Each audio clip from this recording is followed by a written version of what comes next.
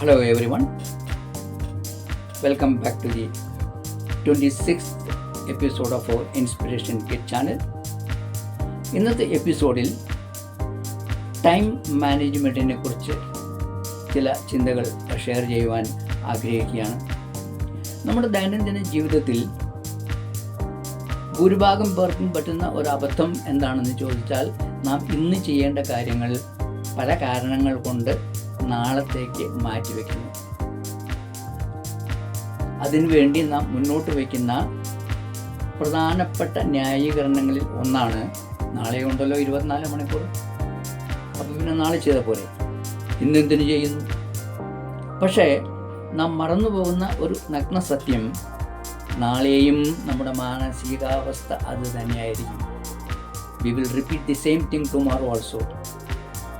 അങ്ങനെ ആ നാളെ എന്നുള്ളത് അത് നാളെ എന്ന് നീട്ടിക്കൊണ്ട് പോകും. ഒരു പക്ഷേ നമുക്ക് ജീവിതത്തിൽ ഒരിക്കലും അത് ചെയ്യുവാനുള്ളതായ ഒരു സാഹചര്യം ലഭിച്ചു എന്ന് വരികയില്ല. കാരണം ഈ നാളെ യാഥാർത്ഥ്യമാകുകയില്ല. അതങ്ങനെ മുന്നോട്ട് പോയിക്കൊണ്ടിരിക്കുമ്പോൾ അത് യാഥാർത്ഥ്യമാകുകയില്ല. അല്ലെങ്കിൽ ഓരോ നാളെയും മറ്റൊരു നാളെയും കൊണ്ട് രംഗപ്രവേശനം ചെയ്യും. അപ്പോൾ ഈ പ്രവണതയിൽ നിന്ന്, അല്ലെങ്കിൽ ഈ ഹാബിറ്റിൽ നിന്ന് മുക്തി നേടുവാനുള്ള ഏറ്റവും പ്രധാനപ്പെട്ട വഴികളിൽ ഒന്നാണ്, ഇന്ന് ചെയ്യേണ്ടത് ഇപ്പോൾ തന്നെ ചെയ്യുക. പിന്നെ നാളത്തേക്ക് മാറ്റി വച്ചിരിക്കുന്ന കാര്യങ്ങളിൽ നിന്ന് അല്പമെങ്കിലും ഇന്ന് തന്നെ, അല്ലെങ്കിൽ ഇന്ന് സൂര്യൻ അസ്തമിക്കുന്നതിന് മുമ്പ് ചെയ്യുവാൻ പറ്റുമെങ്കിൽ ചെയ്ത് തീർക്കണം എന്നതായിരിക്കണം നമ്മുടെ ദൈനംദിന ജീവിത ലക്ഷ്യങ്ങളിൽ ഒന്ന്. ഈ പ്രവണതയ്ക്ക്, ഈ മാനസികാവസ്ഥയ്ക്ക് ഒരു ഇംഗ്ലീഷ് എഴുത്തുകാരൻ നൽകിയിരിക്കുന്ന അതിമനോഹരമായ ഒരു ടെർമിനോളജി ഉണ്ട്.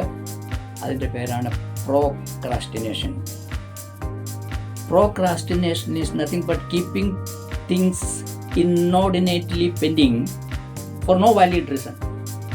ഒരു കാരണവും കൂടാതെ നാം ഇന്ന് ചെയ്തു തീർക്കേണ്ടതായ കാര്യങ്ങൾ നാളത്തേക്ക് അല്ലെങ്കിൽ ഭാവിയിലേക്ക് മാറ്റിവെക്കുന്നതായ ആ പ്രവണതയ്ക്കാണ് പ്രോക്രാസ്റ്റിനേഷൻ എന്ന് പറഞ്ഞിരിക്കുന്നത്. അദ്ദേഹം പ്രോക്രാസ്റ്റിനേഷന് വേറൊരു നിർവചനം കൂടി നൽകിയുണ്ടായി. He said procrastination is the thief of time.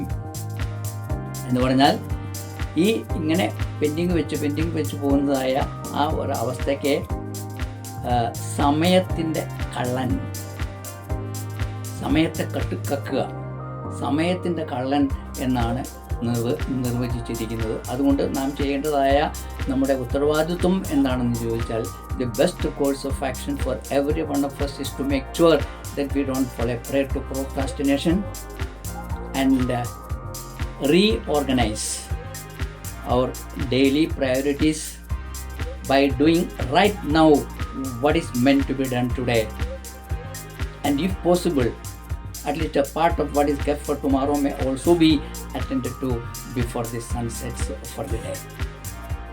And this approach will make your time management more purposeful and meaningful.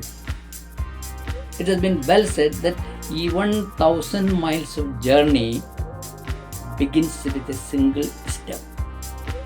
Make that single step today. Tomorrow's will never come. All the best. God bless.